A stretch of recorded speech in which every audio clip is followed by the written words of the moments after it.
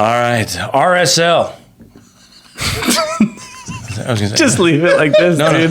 This is a great intro. Brett is falling asleep. We recorded I this got late distracted. at night. I had it ready to go. Real Salt Lake goes up to the Emerald City and does not find the Yellow Brick Road to victory. How do you like that? What do you think?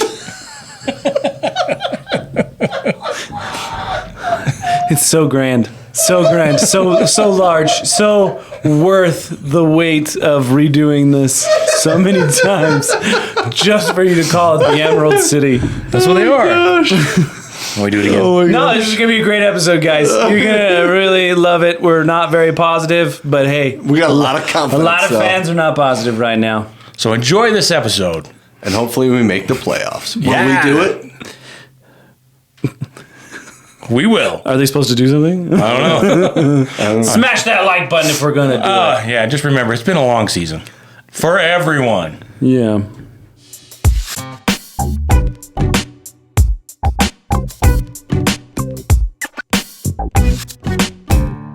All right, let's get started with the lineup. I'm your host, Brandt Goebel. I haven't said that for a very long time. I'm joined by Brennan. and Tyler. all right. The last home game for Seattle was the second to last away game for Real Salt Lake. Funny how that works. And starting lineup, Cabral in goal. Yedlin, Viraglad, Catranis, Gonsalves, Caliscan, Ruiz, Anelli, Ron Cruz, and Ariath Peel up top. And on the bench, Junker Russell, Agata Wolf, Quinton, Kirk Vliet, Marquez, little guy, Omar Marquez. Barea Olatunji on that big soccer board. They says, don't tell Goob. He's 5'5". Oh, my gosh. Yikes. So yeah, a little guy, but he got to warm up and stuff. So that was your starting lineup. We had 4 missing starters. No Gozo. No Luna. No Luna. No Ojeda. Ojeda. And then I think there was one more. Not starter, though, right? I think we had 3. I think they kept saying 4. 4 players. 4 players unavailable. And Seattle had like 11. Yeah, total we had 7, right? So, But whatever. so Because Zambrano and Gozo played in the U20, lost to Morocco. maybe they were counting Zambrano. Yeah. So this was a really important game. Good stuff, right? Yeah, refreshing. And the funny thing about Seattle's lineup is they were missing a whole host of people, too. If it was any time to take it to Seattle, that would have been the game. Yeah, you think they would have talked about that during practice and say, hey, you know what? We want to start quick. We want to start confident and not give up an early goal. And it was anything but. I mean, they just started coming at us full bore.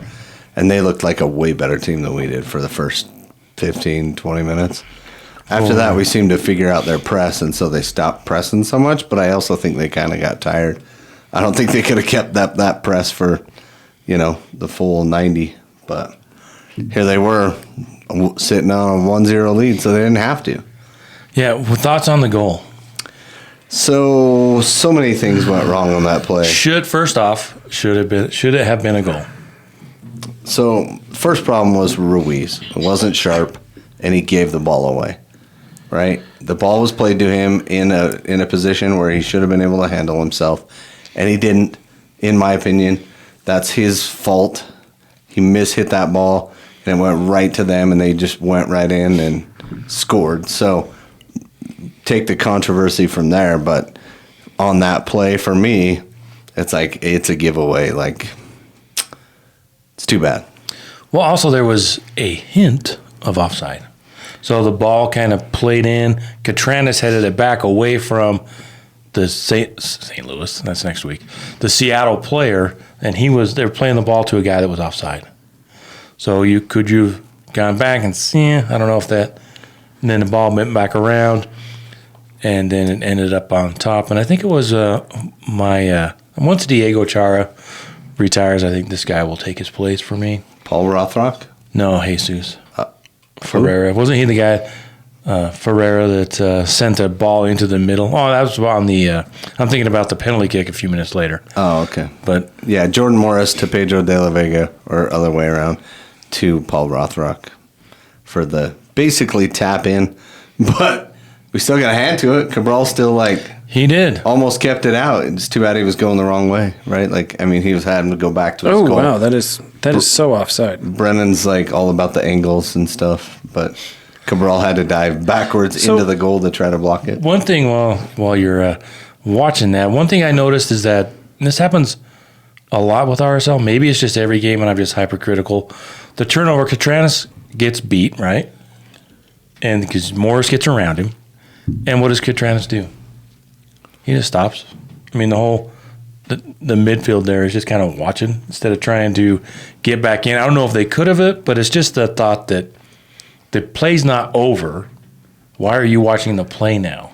I think you need to rewatch it because I don't think that saying that Catranis did nothing is a viable thing to say. Well, he got beat, number one. Morris gets around him.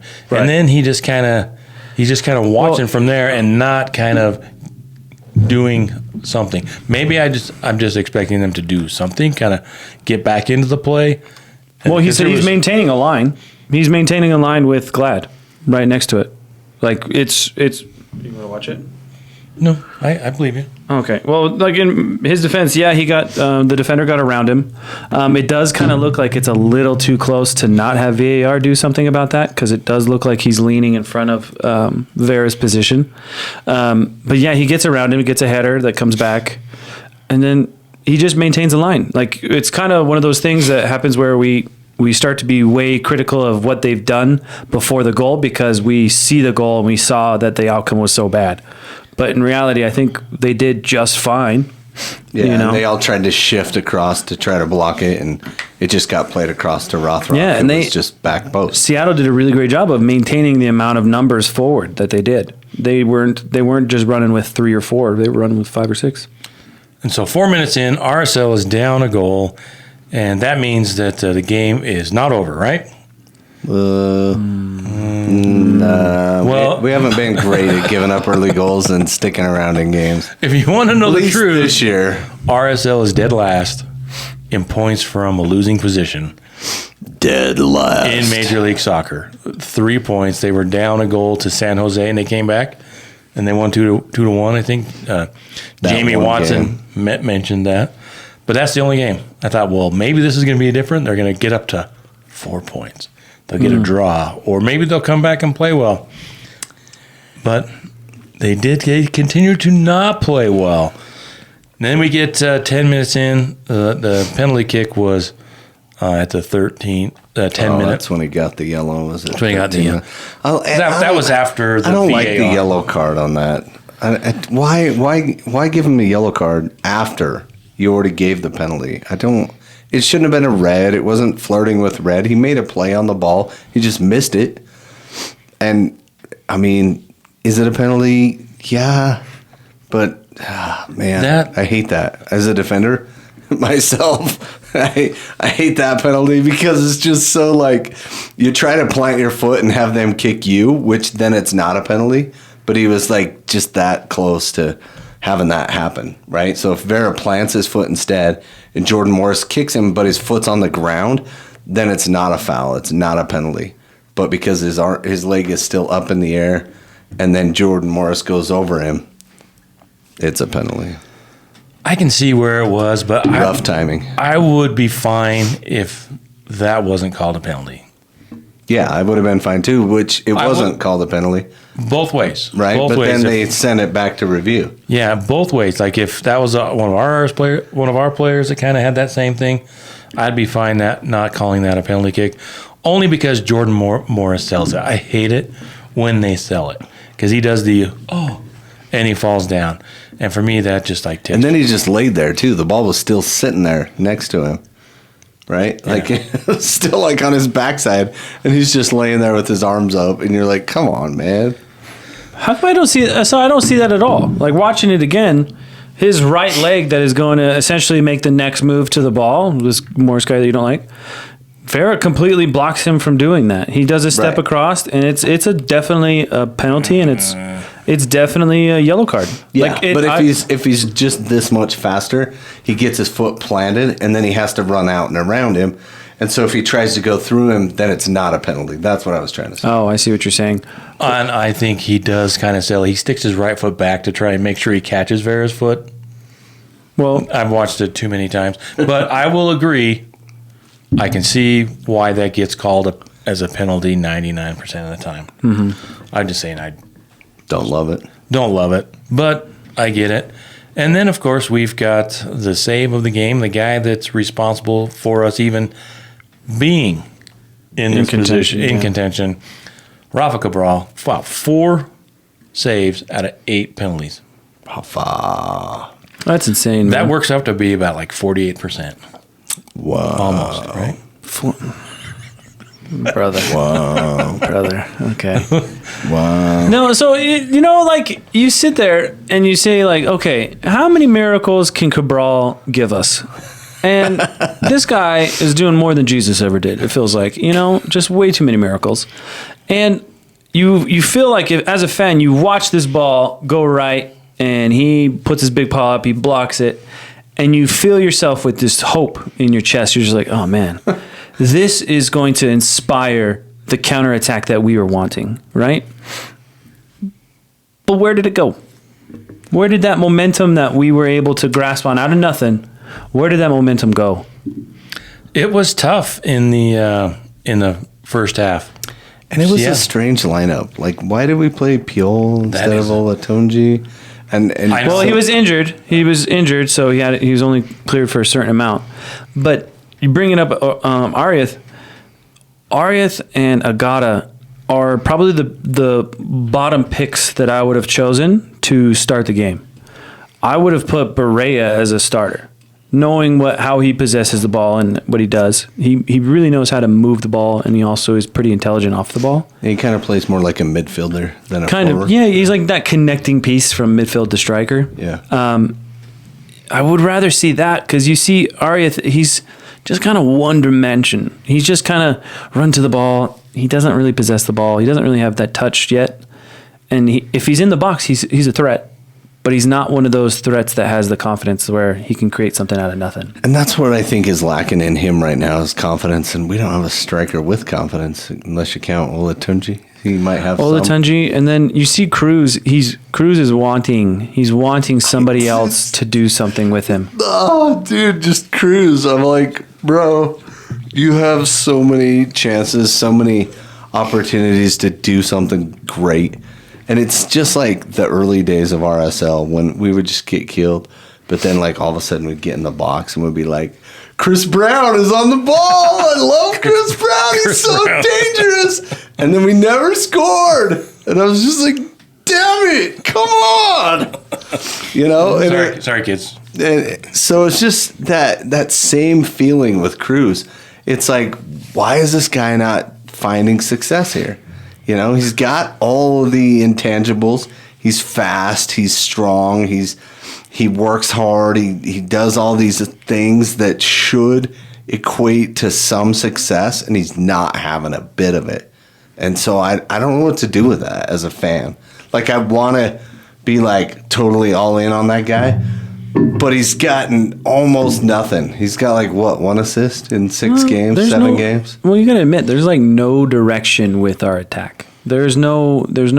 We only attack when they have 7 guys in the box, though. Oh, we have to wait. We got to wait. I love the commentary by Jamie Watson and the lady. I forgot her name. She's really good. I enjoy listening to her when she does the games. But they were Jamie Watson's like, go forward. Go for. Why is RSL always going back? He was harping on it, and he used to play for RSL, so he's got a little bit of love there, maybe unconscious bias. But you watch the game. It's the second or third time watching the game, and the commentators are like, "What are they doing? Mm-hmm. Why don't they go forward? You missed your opportunity to fill that space after the turnover because you allow the defense to get back." So I interrupted. What were you going to say?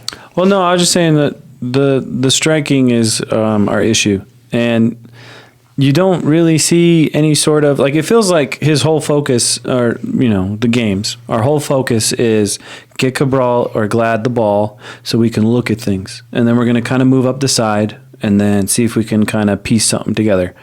And it's back to where we were like 3 years ago without Krylock. but we were still playing as though we had Krylock, where we have this tactic of run up the sides, send it in across, and then hopefully we get a goal. And it's getting really frustrating because you see Cruz. Cruz, it seems like after watching him in these few games he's been playing with us, he kind of came out a little hot. That was not very good. And then he transitioned to be more about everybody else. It's more about his being open, finding new ways to pass. And you see this kind of development. And then when we get against these higher quality teams, you start to see the flaws in our, what's the word? Strategy? System or our lack of strategy. And it's coming to the point now where it's like, okay, now we're in the crunch time. We're in this playoff theater, and we have to have an identity. We have to have something that is setting us up or setting us apart compared to everyone else. And Cruz is not going to thrive in that type of system where once the ball is far enough forward or a striker has it, it's nobody knows what is possible because everybody is like, well, you're the striker. You're supposed to put it away. Like, no. That's why we have the beginning of the year, we had such limited position on top of the box or moving centrally is because we don't really have any sort of identity with that striking side. It feels like. I don't know if they actually do and they're not listening or if what they are saying is great is just not working. But you'd think after having all these quality players that there would be something naturally happening in practice where they're like, okay, this is how we are going to move the ball in the upper third. This is how we're going to strike. This is how we're going to score goals. But it's still kind of lost in translation. Yeah, like, where's your strength? Like, go to your strength. Yeah. Like, let's get your strength. Let's figure out ways to get you into your strong positions. And when I was looking at this lineup, I was like, we don't have a freaking winger on the field. And Nelly's playing left wing. Gonzalez is playing the other wing. Neither one of them are wingers. And they're like tucked in or midfielders. Well, yeah, and I think what he was trying to do is he was trying to move the pivots so that way somebody can be more aggressive since Ruiz was there. Ruiz is somebody that they want to be more moving forward and moving aggressive. So that way Nelly can kind of fill his role while he's being attacking. But it's didn't work. Diogo again is causing a lot of hiccups off the ball. He's causing a lot of issues, man. Like, it's getting so frustrating to try to back this guy when you see him not pick up markers. He's not being defensive minded, and when he's on the ball, he's got like feather feet. The moment somebody touches him, he's flailing, doesn't know what he's doing. He gets pushed off the ball real easy. It's interesting to compare those two. You've got Cruz, who's been 8-10 games, right? Mm-hmm. But he has a ton of effort, and I'll take that in spades. And then you've got Diogo, who's been here a year and a half. And yet he still had the best chance of the game. Wide open shot in the box. Yeah, that's what's so frustrating with Diogo. It's all right there. There was a segment, there was a sequence, it was right after the penalty kick before the VAR, where RSL had the box down. It's right at the 10-minute mark where Diogo does his little dance around, almost goes to defend somebody in the box, then follows him out, almost defends him there, then almost defends him there, and then Yedlin fouls. He's just in the right. He gets to the right spot and then doesn't do anything. Yeah. But I can see he's got talent. That's the most frustrating. So how do you get them over the hump to play better and commit? I just don't. Well, I don't think there's that guy here next year. Well, I don't think there's any coaching as far as like what the players are supposed to do when they're in front of the ball, with the exclusion of the pivots. Like, you see it, like they don't know where to make their run, and it's like this lost art. Like, it's the Egyptians. We don't know how they really built the pyramids. You know? Yeah. It's like we know they're there, but like it's like, how do I connect these pieces? And it's so frustrating, and we're 33 games into the season, and then you've got people that spend a lot of time next to each other. Right? They go in on offense, and you've got two guys right in the box, right next to each other. Nobody knows where to be, and they fill the same space all the time. Going back to Peel starting, I thought that was the worst choice.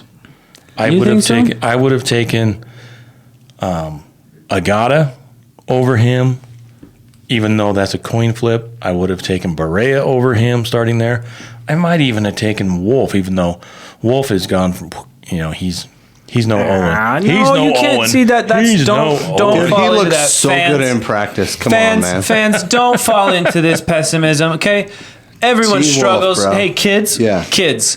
When Kids. you Kids. are coming off the bench, kids.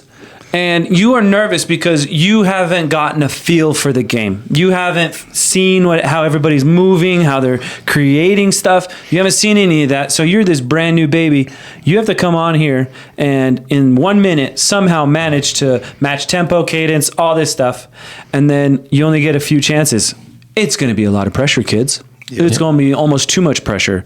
And it still happens at the pro level. Yeah. So Tyler Wolff is a fantastic player. I personally I would have rather seen him over a Nelly because I know he plays wing. He plays wing. Not only that, but he is far more effective once he has his feet underneath him. He can distribute the ball. He can be aggressive, and he can score. And also, Ruiz isn't going to play the full game. Ruiz should not play the full game. I didn't think Ruiz should have played the game. Right. And Nelly, who is talking to Pablo while they're golfing or whatever they're doing that is like, Going to movies. Nelly, you remember how you used to like that guy? Well, he's not that great anymore. And Pablo's like, you know what? You're so right. Did you hear what Nelly said about you? Yeah, exactly. He was talking about you after practice. It's like, dude, He come said on, your man. mom's ugly. He got hurt. Like what? It's like he Why got is hurt. this guy not starting in the center of the field? Well, I don't feel like the standards are being set on every player the same. I feel like there's different standards. And Nelly got held to a much higher standard after he got hurt. And so now he's not filling that standard. Yeah, it's And weird. it's like, it doesn't make sense. Like, it needs to be a flat line all the way across. And I'm being so negative right now. I do not What like this. happened? With What a happened? few little changes, it's right back to what we want. But Yeah. still, the problem is we're at, for the year, 36 goals scored. There's only two clubs that are even close to us. One is Austin, who beat LAFC over the weekend 1-0 and clinched nothing lower than, the 6th seed or something like that. So Yeah. they're pretty set. Portland's set at 44 points, so we can't catch them. So we're either 8 or 9 now. Now, if we would have won, we would have been on 43 points, still had the opportunity to get to that 6 or 7 seed. But If we had won 43, we would have clinched a playoff spot because we would have been in. Colorado we would have eliminated Colorado and San Jose. Yep. Because Colorado can get 43 points, but they can't catch up to wins. And I wanted to go back to your point too. That's why I brought up the thing here is about playing a system. Austin, if you look at it, 36 goals, RSL, 36 goals. But Given up 43, we've given up 47. Those last two, just throughout those last two LAFC games, and then our goal differentials are about the same. But the point is, I think they Austin, beat LAFC twice. I think the point is that Austin plays a system. It's boring to watch, Sure. but they play their system. They haven't had that much better a season than RSL. They've got 13 wins. We have 12. They do have 12 losses. We have 17. And then they have 8 draws and we have 4. So that's kind of the difference there where I think they're playing their system in RSL. So if we take all those red cards, crap penalties, poor refereeing decisions for the year, would be right up where Austin is. You have to kind of have to be a little cynical when it comes to that because I'm usually a ref. I'm non-biased for the ref. Support the ref most I'm of the usually time, incredibly but neutral, and I'm looking at it without emotion. But I do feel that this year, Salt Lake has had some really, really bad calls go against us. And the one that really bugs me, the one that bugged me the most was that Luna one, where he's getting pulled down and then Luna gets the red. Yeah. That's when I kind of lost my neutrality to them. And then the VAR didn't fix it. And you just lose. Because it was a yellow. It was the second yellow. That's why I remember. Yeah, they wanted still. it. He shouldn't have got a yellow. Yeah, man, I'm not. But It was so Frustrating. stupid. But the main thing is like you think about Austin, like you're bringing it up. The system is meant for the big picture. Things happen over a long span, and if you have consistency in something, you'll start seeing the positive in it. Because Austin didn't start out great, but they hunkered down and they kept in their system, and now they're in 6th place. You feel that Salt Lake is kind of a game by game type of team at the moment.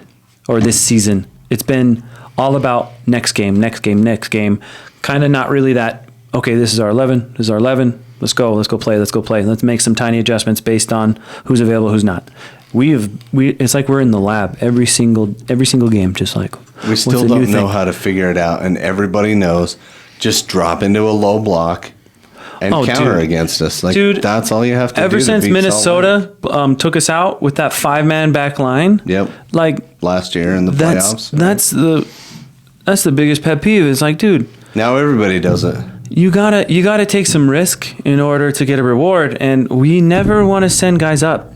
Well, we didn't. It's terrible. I didn't mean never, but we are so reluctant to maintain high level, but we don't want to stay high. We don't want to go when we're not sure what's back there, but we want to wait till they all get back before we go. You know, that's so crazy because you watch like LAFC. Who did they just play? They just played somebody. Austin. Was it Austin? Yeah. They lost to Austin, but the game before, I think it was Toronto. Yeah, I think it was Toronto. You saw them. They don't even have Bouanga and Son in. They have Aubameyang or whatever his name. Abobasi. Or as Jeremy. One of my favorite games ever when David James called him like Ibo Bise. He had like 4 different. He could not get Abobasi out. It was hilarious. Well, they're not even using their high like the most paid players. And they were still tearing up Toronto because of how high they maintained. Like their pivots were on the midfield, if not farther up, every single time. And you wonder, like, okay, if the team that's like supposedly has a chance of being the number 1 team in the West, if the team is doing that on a regular basis with a system that doesn't make sense, because they're running the 3-5-2. They're literally running a 3-5-2 against Toronto. They ran it against Austin. And it's like, dude, we should be far more comfortable moving the ball because every single time we have the ball, and I don't mean like defensively we have the ball, but I mean like offensively and we're looking to move forward, we eat up so much time and we create a lot of opportunities. Why are we doing this defensive mindset all of a sudden? Why are we so set on bring the ball back to the center? Yeah, I think it's got to be coaching. It's got to be, right? I think it's tactics that are not good. Coach shirt today is to represent that side. You know, kind of looks like a coach shirt, right? Mm-hmm. Yeah, and I think that's coached India, because otherwise you get guys like Anderson Julio, who we got rid of last year, but he was that like just kick it and let me run at it, you know, kind of guy, and he'd get it and he'd just cut at a weird angle, and he scored for Dallas. That's why Dallas is where they are right now. He scored for them. They lost to LAFC though. They got red carded early on. And they ended up losing, so they're right there for us to take out. So we could still get a home game, as long as they don't win and we win. Are we doing halftime or not really? We'll get there. But I think it's coaching, because in the post game, Pablo is always talking about he doesn't want to get his team too forward because he's always worried about the counter. Mm-hmm. They're so worried about the counter that I think that's kind of translated. They don't ever counter. That's translated to the teams like, oh, hey, we don't want to go, oh, we got to be careful. We don't want to get too far up, because it's probably pounding in their heads.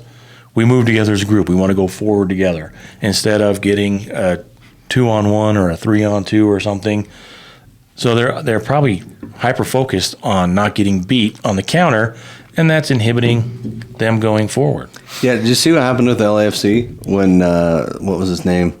That's not Tabari. What's that guy's name that plays center back? The tall, skinny guy. He came from Dallas. It's not Tafari.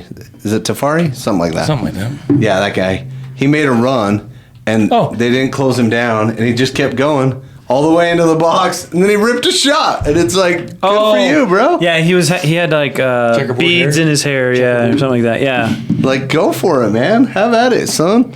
But like we do have a guy that will do that, but I think he's kind of coached to not.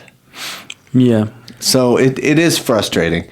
It's frustrating that, you know, we're seeing potential. We're seeing the ball like just 2 or 3 inches off everywhere, and it just makes it just so close. Do you know what it is?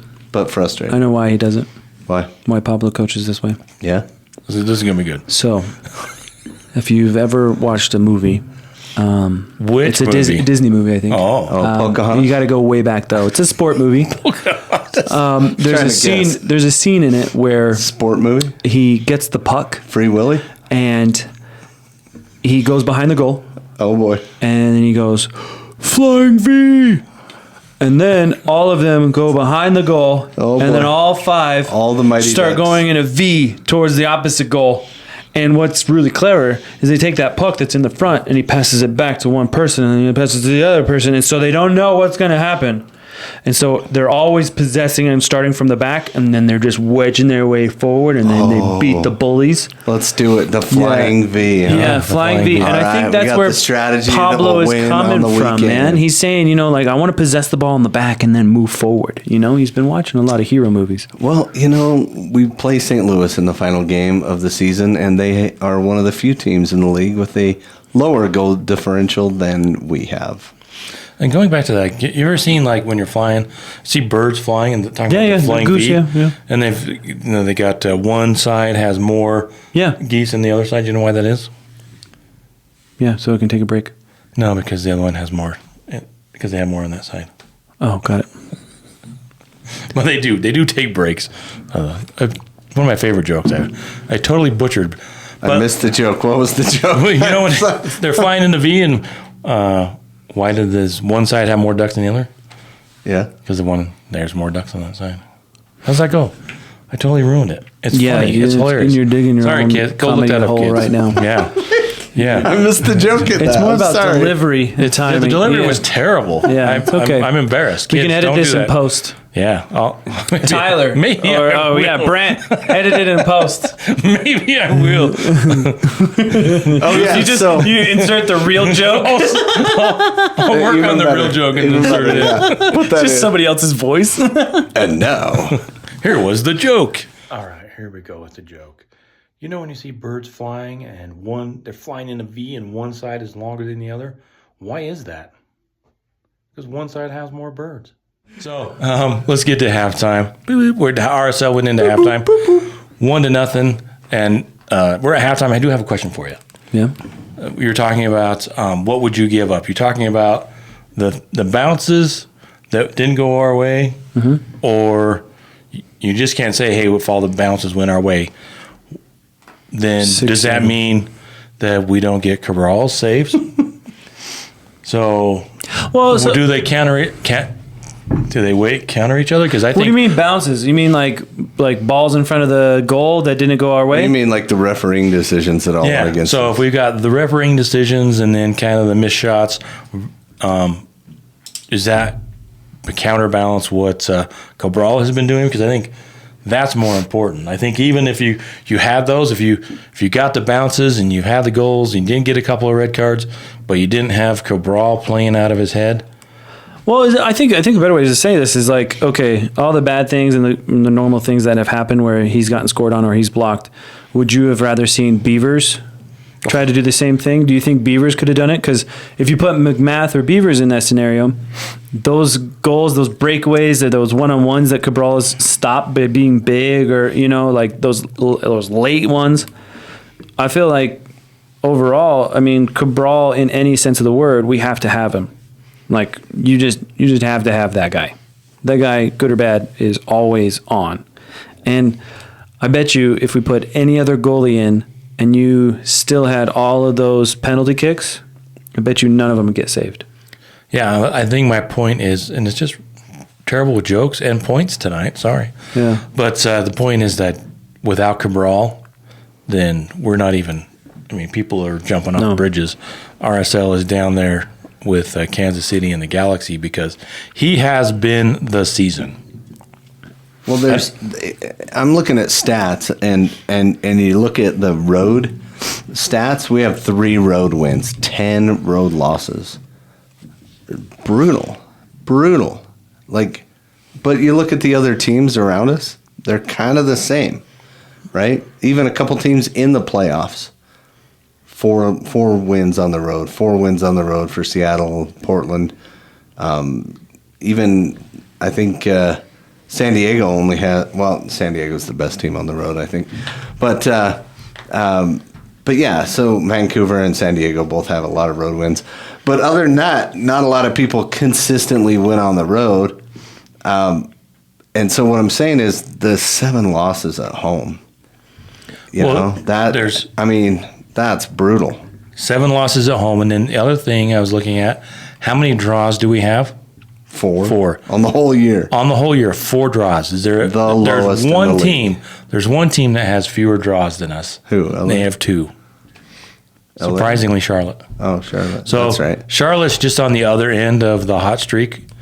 They were pretty terrible, and they ended up winning 10, 11 games, 9, 10 games in a row. So that's why they have 18 wins, 13 losses, 2 draws, and we are.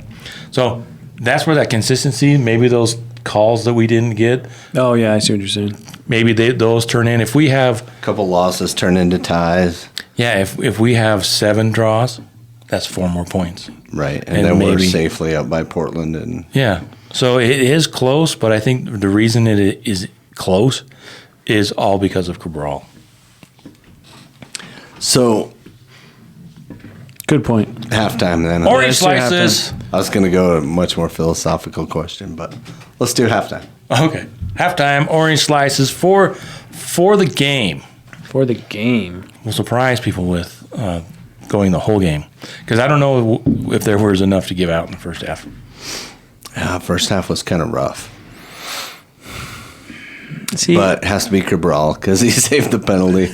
Hate to just, pile on what we were just talking about. Way to go first, Tyler. I know. I'm jumping in because I got nobody after that. Let's pull up the lineup. Good luck, boys. The summary. Good luck, boys. I was leaning towards just to be Johnny Russell. No, just kidding. Although Johnny did come in. We'll get to that. It is tough. That's what I'm saying. You could go with Glad, I guess. I was thinking. Right? You have to give kudos to Glad in this game. I was thinking Glad and Vera.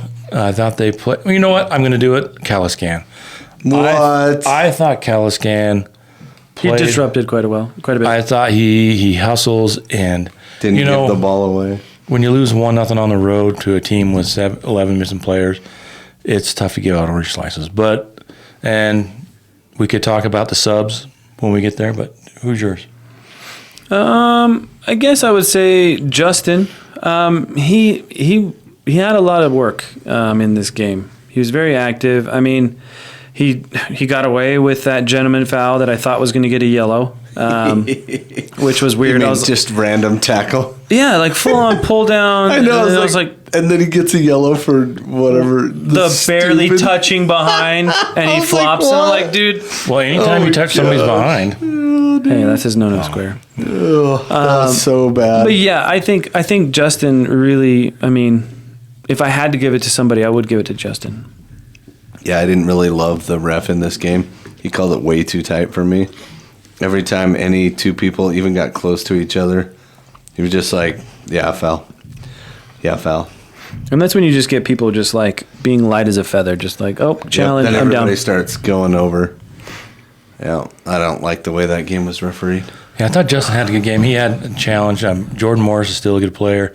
De La Vega is a good player. Mm-hmm. That's coming around. He got a big injury last year. So I think those are good. I do love the hustle of Cruz. And so,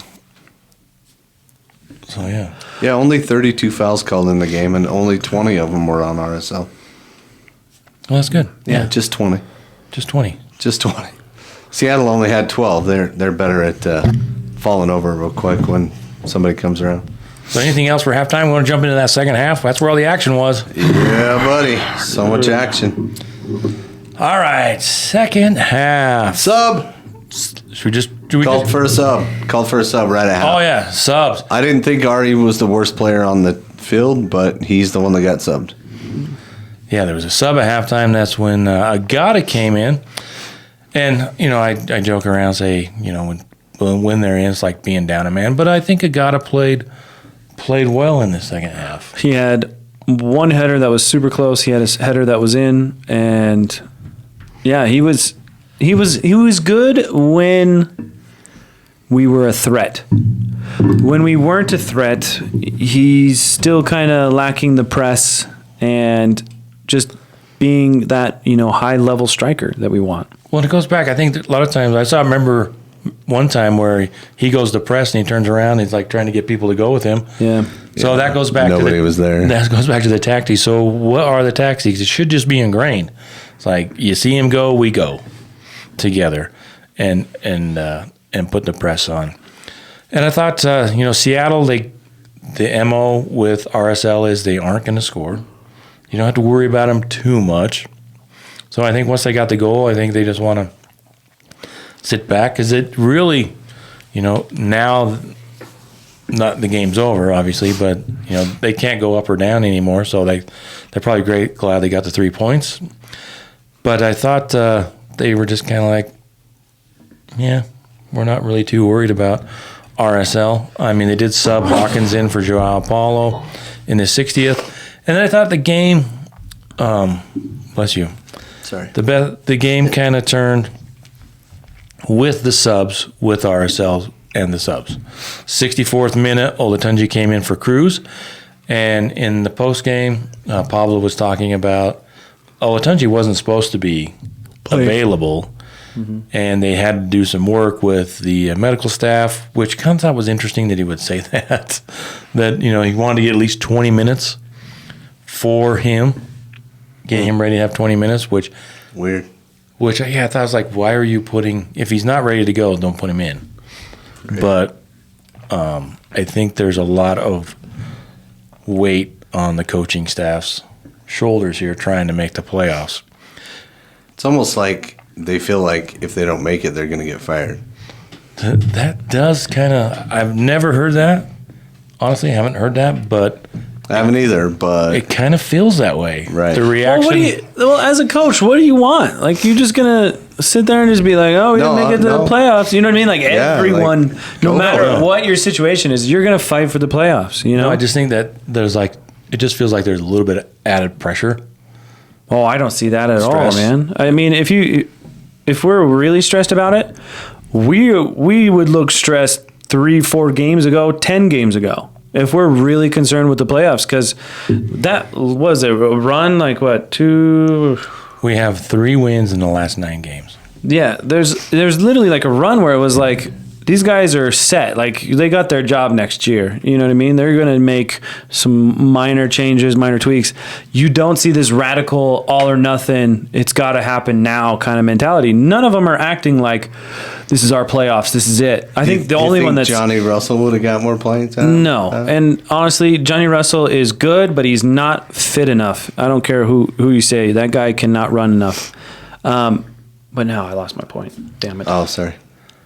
So, I can't remember what it was. Olatunji came in for Cruz, 64th minute. In the 70th minute, Barea came in for Ruiz.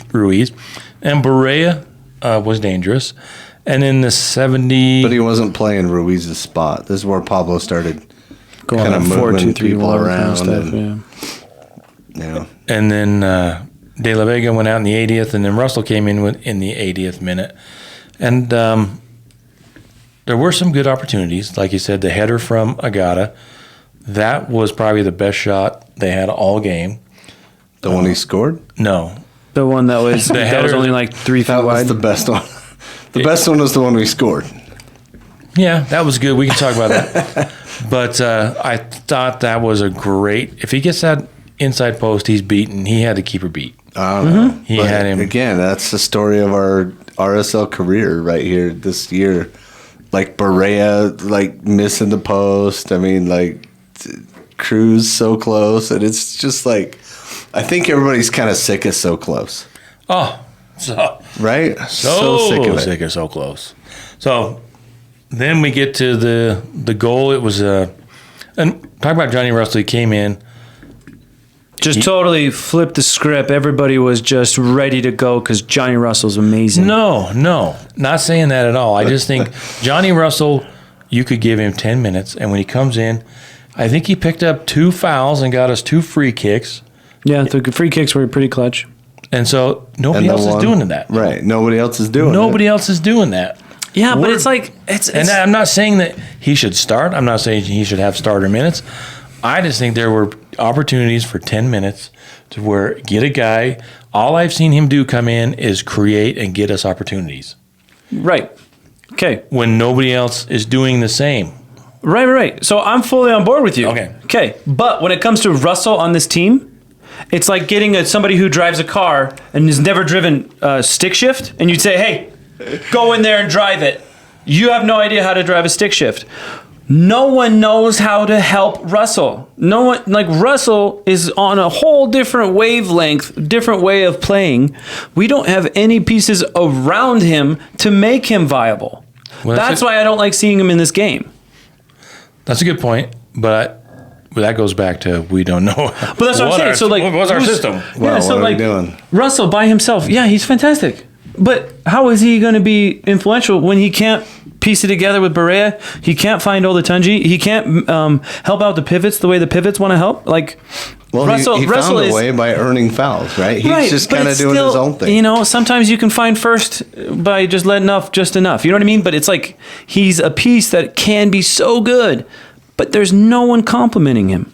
Yeah. And it's a frustrating thing. Like you see not JJ Wolf, sorry. Tyler. You see Tyler Wolf. Tyler Wolf kind of is a little bit better because it's less about his skill. It's more about his work rate. And our wingers And connection. is all about the work rate. It's not about how good they are. Russell can be such a great soccer player, but he's not willing to run back and forth for 20 minutes straight. And he's a defensive liability. Yeah. who Well, is? so More it's so same with than Diogo. Diogo. Yeah. Diogo's a defensive liability, and he plays the whole And we game. had both of them in. Yeah. But that's what I mean. Like I really hate the coaching is not really coaching for potential. It's coaching for what's working, and for what's working with them is just this whole offense, defense. It's like, dude. But like nothing worked offensively. I mean, obviously we did get the goal, but Olatunji started half a step too early. But who got the free kick? Johnny Russell. Yeah. Yeah. So he helped create two of the chances. Moose came in and stomped him. Should have got a red card. Yeah, did you see that? Yeah, he folded his ankle over. So But not even a call, right? He Or got did the he get yellow. a He yellow? got the yellow. Oh, Yeah, he got a yellow. So the play, that's what I was talking about, the play. I thought it was really, really beautiful, and I think it gives us hope that maybe there is some talent there. Olatunji, kind of like the Russell, he's just out there. He kind of gets in there. The cross comes in, the free kick, right? Olatunji takes off just a little bit too quick. Heads it back to Agata, right? And that's where Agata would be successful. Mm-hmm. Is right there in the middle of the box, Following up in the box. following up, One touch in. and header in, and boom, we think we've got that fourth come from behind point of the season, and no VAR. Remy Touchon. Oh, it was Remy. Yeah, yep. Remy. So on the first one, there's a hint of offside. No problem. Yeah, they don't pull out their protractor or nothing. No. I think they would have had like a Sharpie on the screen. You know, I feel like once you start to know the names of the referees, you kind of lost the love for soccer. Oh, Do you know what I'm I mean? all about Like, the refs. You know what I mean? I'm Like, all about the refs. I'm starting to about feel the it. I'm refs, like, about the okay, refs. I'm like starting to know who the ref is, and like It takes it now down a notch. when I You're see like, any this Penso, sucks. I'm like, I know this game is gonna suck if I see a Penso. And it's like, dude, do I even love this game anymore, man? Yeah, you do. You do. It's just been rough. It's been a rough season. Everybody hang in there. Well, Oh, Ricardo Montero was the guy on the field, and I really don't think that Real, if you watch the game, I don't think Real fouled basically double Seattle. You know what I mean? I don't think don't know. that's this game, but So- there it was, you know. RSL ends up losing. Spoiler alert. Maybe everybody knows now. 1-0. 1-0. But one of the things looking at the stats, 14 shots for RSL, 15 for them, 5 shots on target, but 0.8 XG. yeah, which just can't, and 2.7 for them. We doesn't just it go off didn't of have location? great chances. Does it go off of a location of possession? Location and like how open you were in that position. It's pretty The XG. subjective. Yeah, because I was gonna say, I was like, yeah, we did have possession, but we had opportunities, but we didn't really have possession in the upper third for any momentum of time, really. It's And- like up there, we missed, come back. And so the .08, and And Seattle got the penalty, and it got stopped. So they were, at least at 2. But one of the telling stats we always talk about, or I harp on, crosses, RSL 16. When RSL gets up into that number, 12 crosses, then you know that we are struggling. it's just a hopeful ball into the box. When they are successful, when you go back, I'm not against sending in crosses. No, Katranis was sending in some good shots. But when that's all you're doing, essentially. But it was not a full commitment. You know what I mean? He's putting 2 players against 5 or 6 at times. You can't send it in that way. That's why you got to get to the end line and send it back. And that's where you get a better angle. And also some of the crosses on the ground are always successful that way. But it needs to be more in the transition, less about when letting them to set up. And RSL has been really terrible at that this season, of just allowing the opponent to set up. Yep. After Demir, because Demir, you wanted more crosses when Demir was here. Him and Aaron Herrera was just dropping goals on his head. After that, with the technical genius, we started to notice when they 16, 18 crosses every game and just going nowhere. But then we got Diego Luna, and when, like last season, through the first half of last season, they weren't dropping in a ton of crosses. No. That attack the middle, that attack the channel, that attack the center backs, and sometimes even try to split them. And you had Chicho, and you had a whole bunch of scorers. Yeah. But regardless, when this team gets about 16, that many headers, you know that the game probably went just like this. Yeah, there's a big chunk at the end of the game, like 5-6 crosses there. Yeah, there's some desperation in there. And expected goals. Really, we didn't play well enough to win this game. That's kind of what it tells us in that story there. But we could have, and we could have pulled it off. We could have got the draw, which would have been fantastic. But we didn't. That's been the story of the season. But we didn't. We lose 1-0. And if we want to look at it, all of the positions in the East in the playoffs, if we're going to... They've been taken. Thank you very much. They are taken, except for the top one. All the positions, Philadelphia is has clinched first place and the supporter shield, but every other position in the East is up for grabs. Yeah, because 2 and 3 are right there. It seems. So there's going to be on decision day. 5, the same teams will be in the playoffs, but it could move around. Columbus could go from 9 to 6. 9 to 6, yeah, or 7. And in the West, similar with LAFC's loss, they aren't going to get first. Vancouver and San Diego are the 2 that are vying for first place. LAFC could fall to 4th, so Minnesota has 63, 60, 59 for LAFC, Minnesota 58. Seattle's right there in the middle at 5, 52 points. They can't go up, they can't go down. Austin and Portland could Austin can't go down because Portland has 11 wins, they have 13. Yeah, the first tiebreaker is wins. But if they lose and Dallas wins, they could fall down. It could be, depending on the goal differential. But RSL, I was looking at this. Go ahead. Highest we can get is 8th? Yeah. Which is the play-in game home. Yeah. So we will. Oh, okay. If you're going to get into the playoffs, into the play-in game, you might as well get the home game. That will happen if Dallas draws or loses and we win. If Dallas loses and we get a draw and end up on 41 points and Colorado loses, we would jump up to 8 because Dallas only has 10 wins. Oh, wow. They got 12 losses, but they have 11 draws. Yeah. So they were a little bit more consistent than RSL was this year. And I thought it would be hilarious if they all lost. Well, San Jose could still make it, right? They're on 38 points, so if they got to win, they could go to 41 and jump into the playoffs. So we have to win this next game no matter what, pretty much. Well, if we want to play in the playoffs. Unless the stars align. Well, Dallas has, I think, Vancouver. We have St. Louis. Colorado has LAFC. And Portland has San Diego. And San Jose has... I'm going to go to that game. Did I already tell you that? Yeah, I think you mentioned it. I'm going to go to that game. Oh, fun. Yeah, driving out. Is it a brother thing?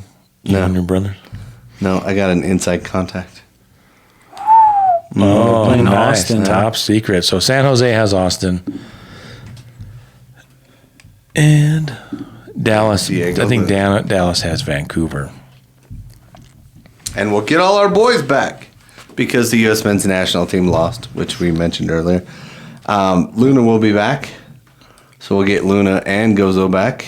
Yeah, the U20 lost to Morocco. They went up 1-0 And then gave up 3 goals. Yeah, Dallas. They were all so stupid, though.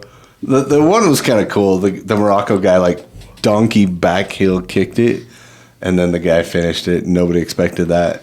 The second one just deflected off 3 different U.S. players and went in. Like, they own goaled it, and it was ugly. But then their third goal was kind of cool for Morocco, but put the game away. So Gozo will be back. We will be out without Catranis. He picked up a yellow, and he's out for a yellow. Accumulation. Yellow card accumulation. So, yeah, it's going to be really interesting. It will be a lot of fun on that decision day because it is all there to play for. Doesn't have anything to play for, but they still might play their, the Galaxy took it to Dallas, right? Like, yeah. Even though they were playing their scrubs, they played their scrubs, but then Dallas went down a man because that guy lost his head and tried to kick the other guy right between the legs. Ooh. So it will be, like I was saying, it'd be hilarious if they lost and 40 points get you into the playoffs in the West. That would be sad if everyone lost and we counted on 40. Kind of the way the season's gone, that's kind of like that would winning on a technicality. So brutal. We'll see how it all goes. It should be exciting. Should be a lot of fun. Or if we get a tie and Dallas, Colorado, and San Jose all lose. Yeah. Then we could even get a home game with a tie. With 41 points. With 41 points. Get a home game. And if they all win, it'll just stay where it's at. Yeah, it's usually that week of Halloween is when they have the play-in game. It's like a midweek game, so be prepared for that. All you kids out there. All you kids, come and trick-or-treat at the stadium. Oh, fun fact. What Brennan will be doing. Win probability is 35% for Real Salt Lake and 41% for St. Louis with a 24% chance of a draw. Wow. Well, St. Louis does have 4 wins at home on the season and 4 wins on the road. So bad. even the internet doesn't think we can do it. A lot of that's probably Vegas too. Rough city. Mm-hmm. Rough go in the city. So, yeah, that was frustrating all around, even in the post game. I thought Pablo was pretty honest talking about the subs at halftime. He almost went 3 subs. Well, he almost went off on why they had to sub, but he did say he probably should have. Didn't he say he probably should sub more, a couple more? Or something it just happened to be that they paid Diogo a ton of money, so they can't sub him. I don't know, but they probably something in his contract that says if you sub me at halftime, you got to pay me more. So. Yeah, I got to get you home for the weekend to Portugal or wherever. But I thought it was interesting. Hindsight's 20/20. Ask him. I think if he could, he would go back and maybe change up the starting lineup. But you can't do that. You can't? You can't go back in time anymore? When did that stop? No. Brennan did it last week. All right. Come on, Crawley update. Good times are coming back. Played the at home against the top team in the league. Oh. Who is the top team in the league? Walsall? Is that like that drink that you have with the... Wassail. No. Wassail should be illegal. Isn't it just apples and cinnamon? Yeah, drink? Apples should be illegal. Why? Baked apples, all I had was Walsall. Oh, man. So the best team in the league, they're... hot Wassail. They're all so hot up at the top. 8-2-2, and Crawley, we got the early goal. We got a goal from a nice header, and we were up 1-0, and then they just had a little defensive breakdown, top of the box in the second half. The Walsall player came from the left side of the keeper across the top of the box. 2 guys let him go. The third guy didn't step up, and he just crushed it into the corner. So it was 1-1, but it was a good point for a team that's really needs to build up their confidence. They've struggled. They've had a couple of wins, and then they Jumped had 3 them losses. all the way up to 21st place. Yeah. Yep. Out of the drop zone. That's where you want to avoid. So, yeah, I think there are some promising things there. I think it's not a playoff roster by any stretch of the imagination, but they've got a fantastic coach, and if they just play the system and play well and play with confidence and start to believe that the goals are going to go in, they should have won. Really, they should have won. They just were peppering the goal, and their keeper was standing on his head, being all Cabral like. So, good things headed our way. Nice. And then what about your guys? Nothing. They That's didn't right. play this week. All right. International break, which, a lot of countries played. USA played, and Ecuador and Luna played in that game. Didn't particularly do great, but didn't do poorly either. A lot of MLS guys kind of stepped in and did well too, though. Some real good play out of Arfston. What about Weah? I think Weah ends up for sure on the team. I don't think they know where to play yet. Mm-hmm. You know what I mean? Mm-hmm. Yeah. I feel you. Yeah. So. He needs to get Weah better.